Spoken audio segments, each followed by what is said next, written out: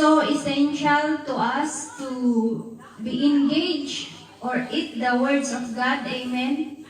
So I'm here for you to share the words of God, and I want your ears to be with me right now. So let's look at the words of God in Philippians chapter 1 verse 12. Kung may mga Bible kayo dyan, let us read. It says here, "And I want you to know, brothers and sisters, that what has happened to me has actually served to advance the gospel." Amen. God appointed us to share the words of God. Ang pag-share sa salita ng Panginoon ay hindi lang ito sa mga missionary or sa mga pastors, kundi lahat tayo. Paano tayo mag-share sa words of God? Hindi lang ito sa pag-preach, kundi pwede din sa pag-inbox. I-share natin sa inbox ng mga friend natin, yung mga pamilya natin, and on that way na gagawin natin, we can bless them and we can plant a seed ng salata ng Panginoon sa kanilang buhay. Amen. Hallelujah.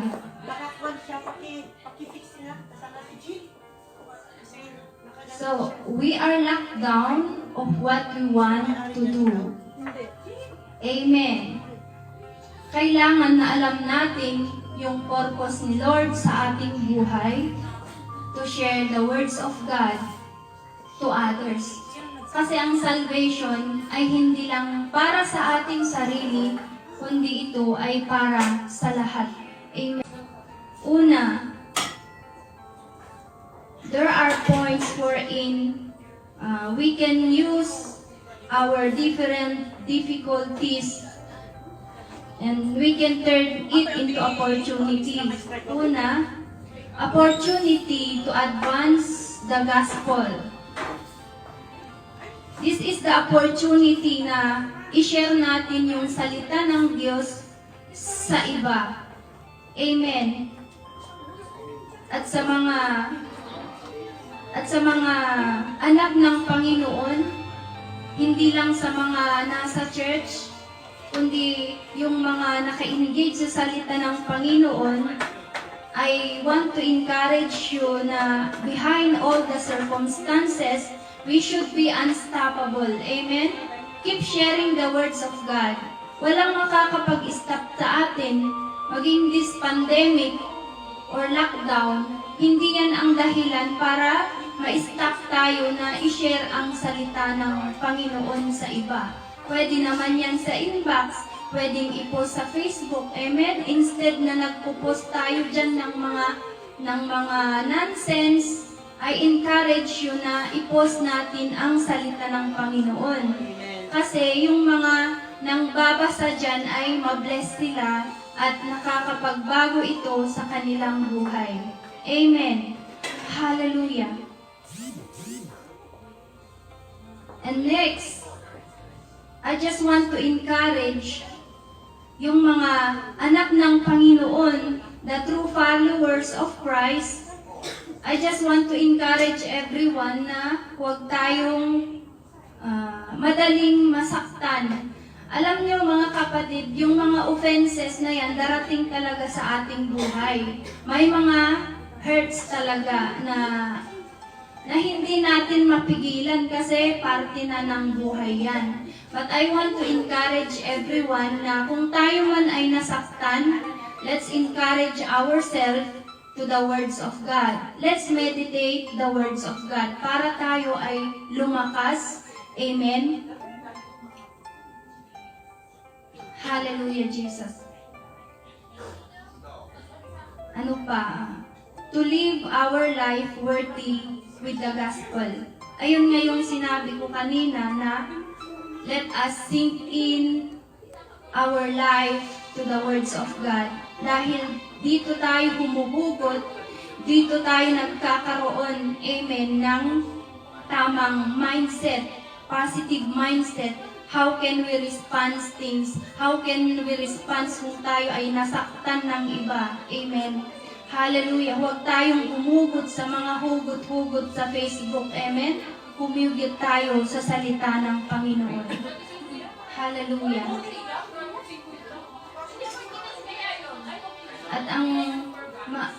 At ang mga anak ng Panginoon, hallelujah, dapat tayo sa mga circumstances na sa ating buhay, huwag tayong mag-backslide o yung fire natin ba ay nawawala, kundi I just want to encourage everyone na let's us stand firm into our faith. Amen. Kasi yung mga problema na yan ay talagang parte na yan ng buhay. Habang tayo'y nabubuhay, amen, ay may mga circumstances. Sabi nga ng salita ni Lord I overcome the world and you overcome before me.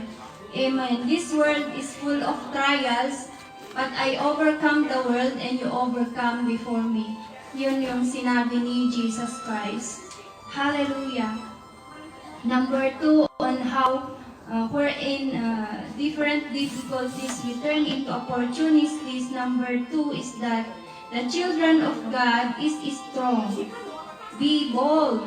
Sabi nga sa Philippians chapter 4, sabi niya doon, I can do all things through Christ who strengthened me. Amen. Walang anak ng Diyos na kunting problema lang, iiyak na.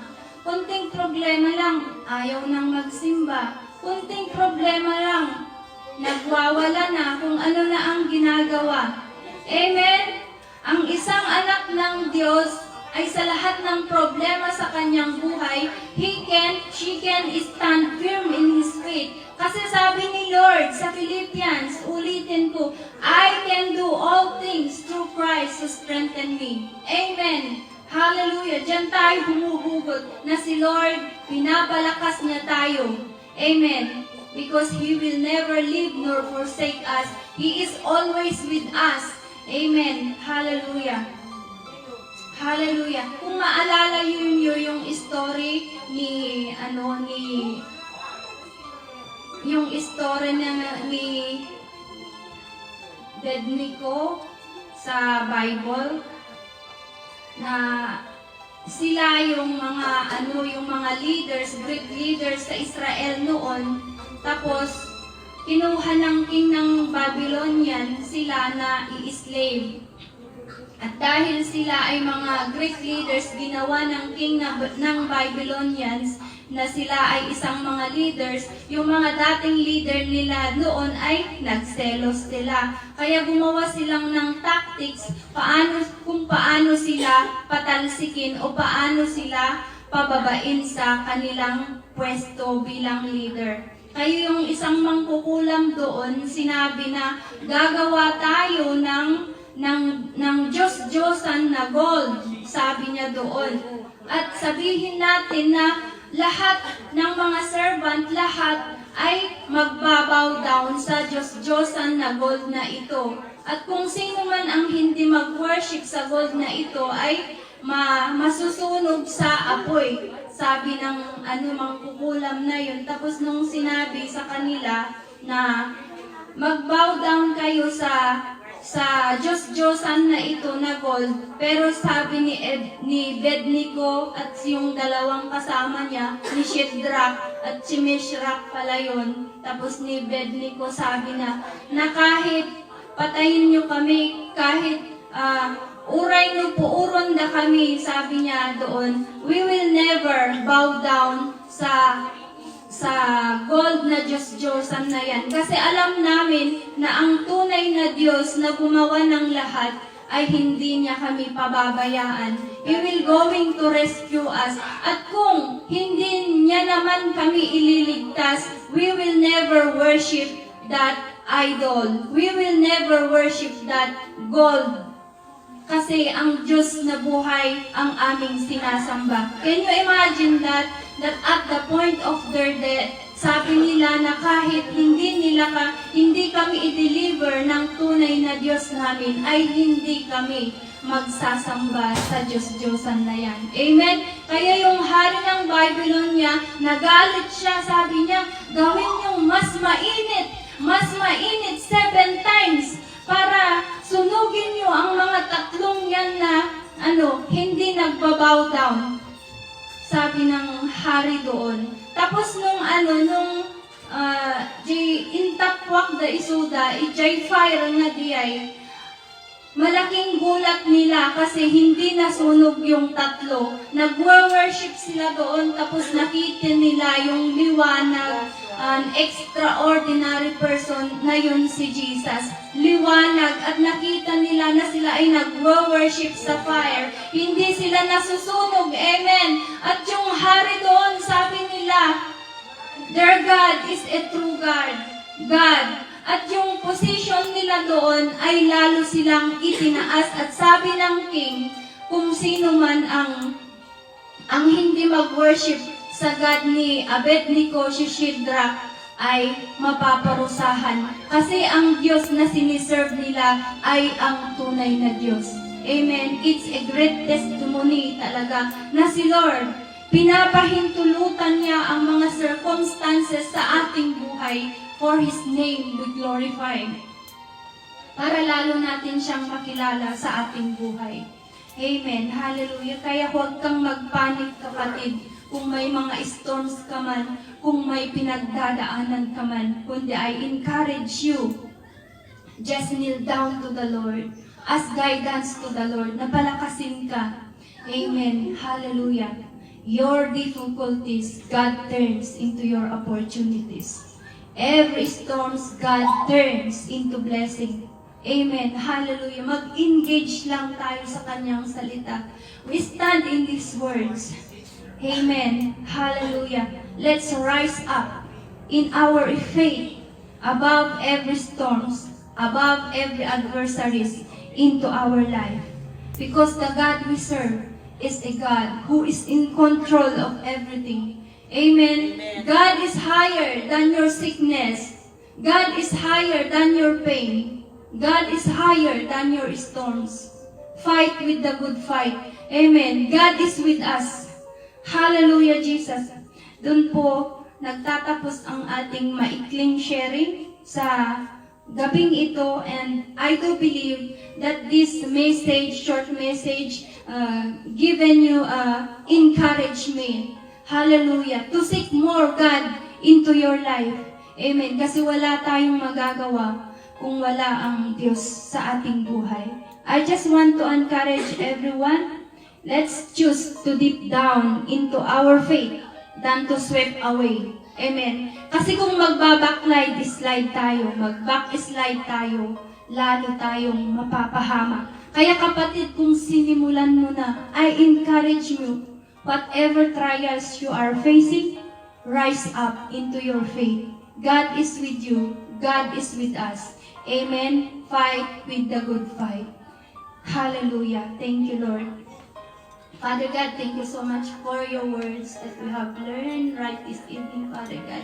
Lord, I pray, Father God, Lord, that the hearers, oh Lord, let these words penetrate their hearts, oh God, and give them encouragement, oh Lord God, that whatever adversaries, trials, and storms, oh God, they are facing in their life, oh God, they will choose, oh God, to seek you and trust you that you are a true God who is in control, Father God. Lord, bless them as well as their family way back in the Philippines. Lord, meet every needs of their life, Father God. I don't know them, oh Lord God, but you know it. Lord, I entrust you their life, Father God. Bless also this ministry, oh Lord. I pray for growing ministry, Panginoon, at mga kasama namin sa ministry na ito at ang mga kasama namin sa highly favored, na kami po ay magra-rise up, Panginoon. Hallelujah. Thank you, Lord. We bless you. We glorify you, O God, in the mighty, mighty name of Jesus. And I seal this prayer in the precious blood of the Lamb. Amen and amen. Thank you, highly favored family, Macau family. And I invite you na keep in tune sa ganitong oras every Sunday. Amen. Hallelujah. Thank you and good evening, everyone. God bless us all.